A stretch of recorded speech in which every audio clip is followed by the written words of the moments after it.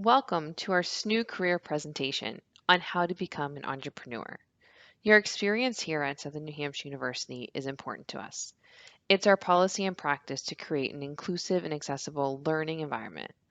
If there are aspects of this presentation that presents any barriers to accessibility, please notify our online accessibility center as soon as possible at 866-305-9430. You can also email them at oac@snhu.edu. This video includes closed caption for the hearing impaired. Simply click the CC logo at the bottom of the video as shown here. Hi everyone, welcome. My name is Tori Chartrand and I'm a career advisor here at Southern New Hampshire University. I'm so happy that you've decided to learn about today's topic on how to become an entrepreneur. It's something that's near and dear to my heart and I actually have personal experience. I'll definitely get into my personal and professional experience in a little bit. But to start us off, we're going to talk a little bit about what it even means to think about owning your own business and what should be involved in the steps. So going into business on your own, that sounds pretty crazy, right? But it doesn't have to be. If you have a passion to work for yourself and share your ideas with the world, it could be so worth the risk. What we will be going over in this webinar is the following. We're going to talk about the fact that starting a business starts with an idea, creating a step-by-step plan, reflecting on the pros and cons and figuring out if you'd rather open your own shop or maybe even go into a franchise. There are a ton of decisions to make when it comes to owning your own business. So we hope that these tips will help you feel a bit more organized if you decide to go down this path. So, as I mentioned, it all starts with an idea. But here are some questions to ask yourself. Does your idea resonate? What makes it unique? Why would people buy into your products and services? Do you have the traits it takes to start a business? I'm sure all these thoughts have gone through your mind. So take a look at this slide and some of the characteristics that are on here and ask yourself, do you feel that you have most of them?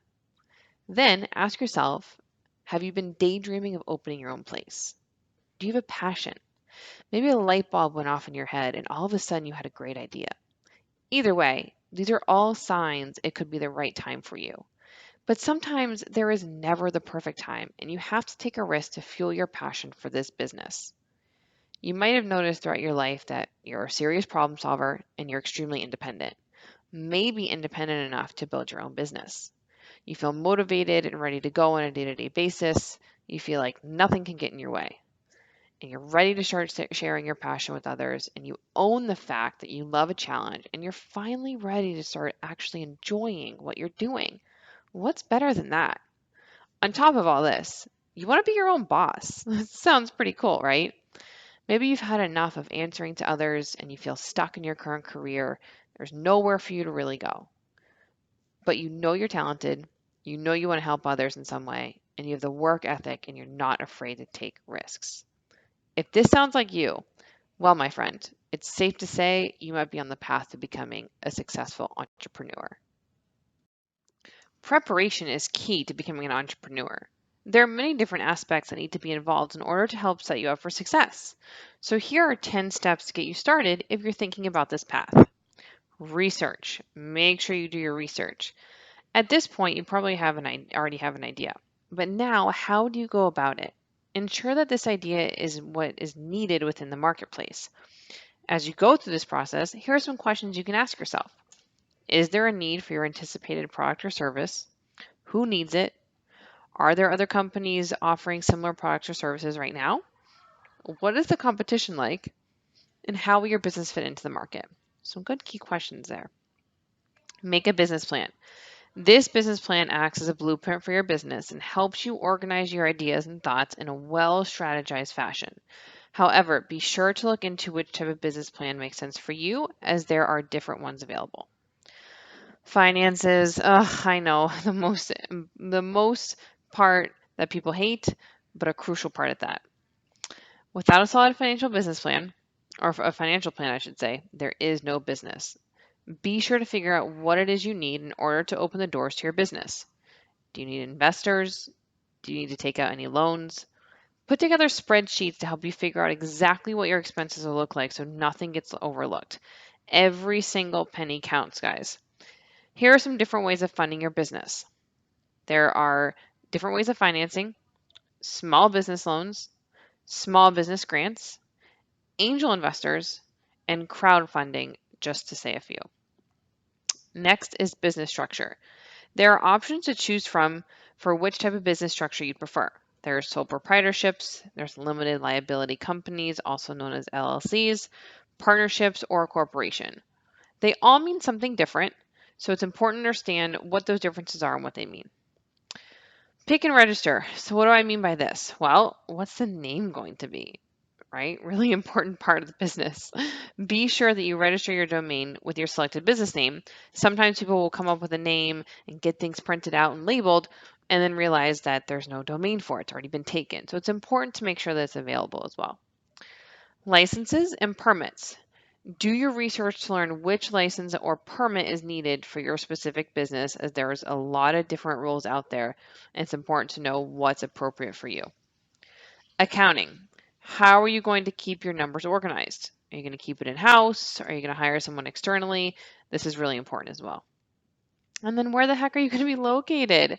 This is huge. If you're going to have an actual physical location for your business, it's so important whether it's at home, virtual, or physical. Figure out what type of equipment and setup you'll need as well, so you can just make sure that you know what is expected and you don't go in blindsided at all. But if you have a physical location, since I have one as well, it's important to do your research and figure out, is this going to be a good location for what your business is offering? For example, if it is a restaurant, are you on a busy street or are you somewhere where not a lot of people travel? That's important to know. Your team. There is no I in team. So who do you need in order to run the business properly and successfully? If you need a solid team, be sure to put together a hiring process, detailed questions for interviewing, a training process to ensure you're doing everything you're supposed to when it comes to hiring others. And promotion.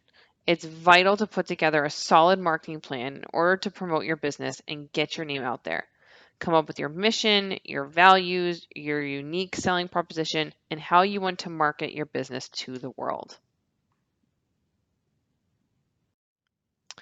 Now we're going to talk a little bit about the pros and cons of running your own business, which I'm sure you guys have all been anxiously awaiting. So these days, more and more people are deciding to leave their corporate office jobs to venture out on their own and share their passion with others, which is a beautiful thing. A practice that is really important to reflect on when trying to decide if this is the right path for you is to run through the pros and cons. As you can see in these lists, there are handfuls of both. These are all important factors, but what I feel is most important to figure out is what is top priority to you, the lifestyle that you want to live, and this potential business, and focusing on that, because that will really look different for everybody. You might have flexible hours as a pro, but what does that really mean, right? Does that mean that you can make up your own hours, but in order to succeed, you've got to put in at least 60 plus hours a week? That's a lot. Are you willing to do that? Or maybe it's just in the beginning, right? I know that in the beginning of opening my restaurant with my husband, the hours were a lot more demanding than they are now, where we're 3+ years in. Now, don't get me wrong, we still work a lot of hours, but it's different from the beginning. But you have to go in expecting to put a lot of time into it. So yeah, it's going to be difficult, right? But should that be the reason not to do it? Not in my opinion. Isn't working at a corporate office job difficult sometimes too, especially if you don't really want to be there?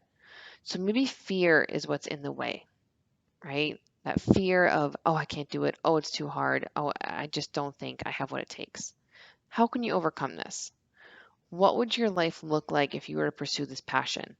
And is that something you truly want?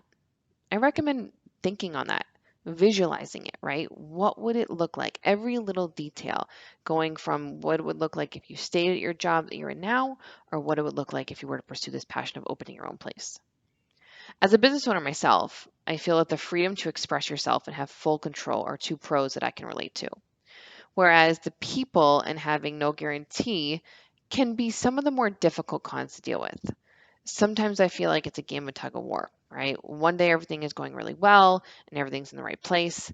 Then the next, at a drop of a hat, things feel upside down and it's all on you to problem solve, you and nobody else, right? And what I mean by the people are just, it could be your coworkers, your employees, it could be customers if that's the type of business you have. And especially in my business where I own a restaurant, the customer is always right. So I'm always trying to make things right for their end, but also trying to be there to stand up for myself and my teammates and just see how I can problem solve, right? But at the end of the day, it's all on my husband and I to make that right. So there's a lot of pressure there. But the beautiful part about all of this is you get to choose if this is the path that you want to pursue or not. There are good days and bad days no matter what career path you decide on, right? No matter the cons, there really is no feeling like the one succeeding within your own business.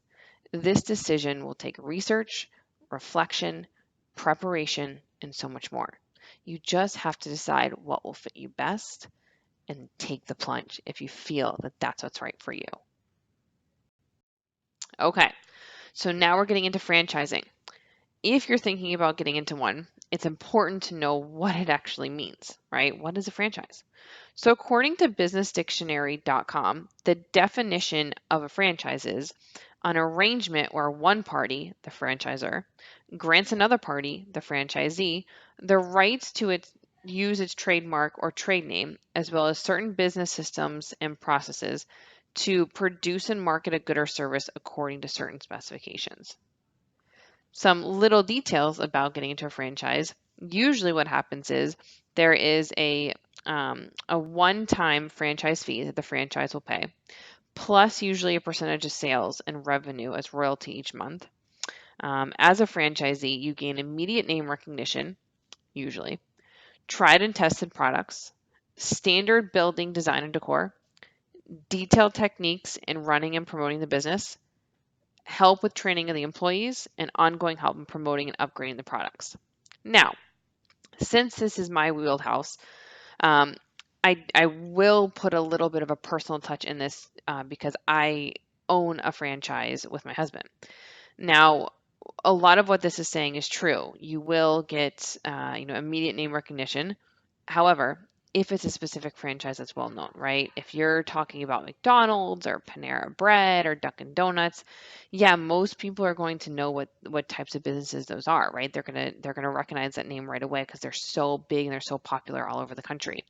However, the type of business that I own is a very small family-owned franchise where there's only about 15 stores, and most of them are in a different part of the country than where we are. So in our case, our name recognition doesn't mean a lot in the area that we're in. So, not to say that that's a reason why you shouldn't get into a franchise, but just it's important to research what type of franchise you want to get into and why you want to get into it, right? For example, if name recognition was important to us, then we probably wouldn't have gone into the business that we're in. So, but in regards to the other ones, like, there was a one-time franchise fee. There are royalties that we have to pay. Um, they did help us out with promoting and training employees and things like that, but only in the beginning for us. Other bigger franchisees, a lot of the times will continue to help and support you throughout that. But I'm putting my 2 cents in my for my experience with my business, so that way you know that there are other things to think about and research as you think about this path. So why open a franchise? According to the International Franchise Association, businesses have a history of creating jobs faster than other businesses. The belief that opening a franchise is the fast track to success can absolutely be a factor, and it's one that entices those that usually go into one. But as in my case, that's not always the case. Like any business, you have to do your due diligence to understand the ins and outs of the franchise itself and figure out if it's right for you. There are also pros and cons to owning a franchise. Some pros to think about are the turnkey system, the fact that the franchise system is a proven system for operating the business and generating profits for most of them. Marketing and advertising, you're going to get support there. Marketing materials, sometimes they'll help pay for them, just depends.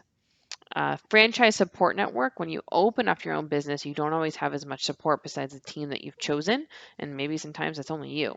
But with a franchise, a lot of the times you're going to get that support on and off again. or throughout the whole time that offers the opportunity to share your challenges with other entrepreneurs who are facing similar problems. Like I mentioned before, the benefit of a brand name. A lot of franchisees are very well known. So there's a handful of ones out there that have a large following, but then, like I said, as in my case, there are some out there that don't have a large following yet. So just something to think about. A lot of the times there's lower inventory prices. The collective buying power of a franchise group allows for lower costs in purchasing inventory equipment. Independent businesses usually have less bargaining power with suppliers when they're only ordering for themselves. Recruiting and training of staff, your team's everything. As we've talked about before, whether it's 2 people or 30 people, it's critical that you make this a top priority. And a lot of the times, a franchise business will, with a recognized name, will typically have established recruiting and training programs to attract and retain the best talent, if not the support team that normally assists with this process through searching and interviewing. However, with everything, there comes cons. The startup costs are usually pretty high. Buying into a brand name franchise is often beyond the financial capability of many potential business owners. As independent businesses may be more financially realistic if the owner has trouble meeting the requirements for investing in a franchise. There are royalty payments. Each year, franchisees are required to make royalty payments in return for support in operations and advertising. In other words, they might deduct a percentage of your revenue each year. They also may charge a percentage fee for marketing and sales support. So it just depends. That little fine detail in those contracts are super important for you guys to go over. There's less privacy, freedom, and flexibility. Franchisees are required to share financial information and confirm or conform to uniform operating procedures. If you own an independent business, however, you can run it the way you want. You don't have to answer to anyone. However, with a franchise, you must adhere to their corporate policies. Now, I will say that some franchisees or franchisors are more flexible than others. I know that with bigger, large name franchises, you really do have to go exactly by the book. You have to sell everything they sell. You have to have the same verbiage, same uniforms, just little things like that. Whereas if you're going to go with a not as well-known franchise like I'm in, there's a little bit more flexibility. As for example, I own a restaurant in a different part of the country where the other franchises are.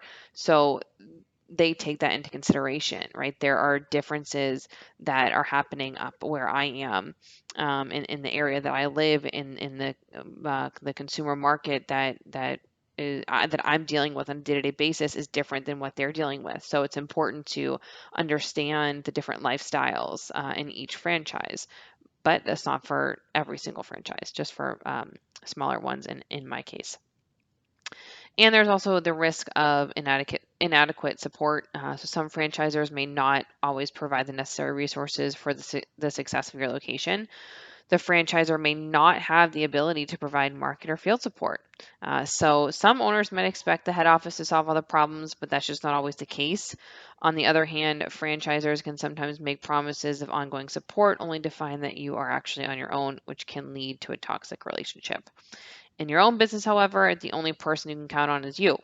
So be sure to do your research and speak to other franchisees for feedback about the level of support, training, and help that they'll receive. And either way, whether you open your own business or a franchise, doing your due diligence to figure out which is the best fit for you, specifically you, is so crucial.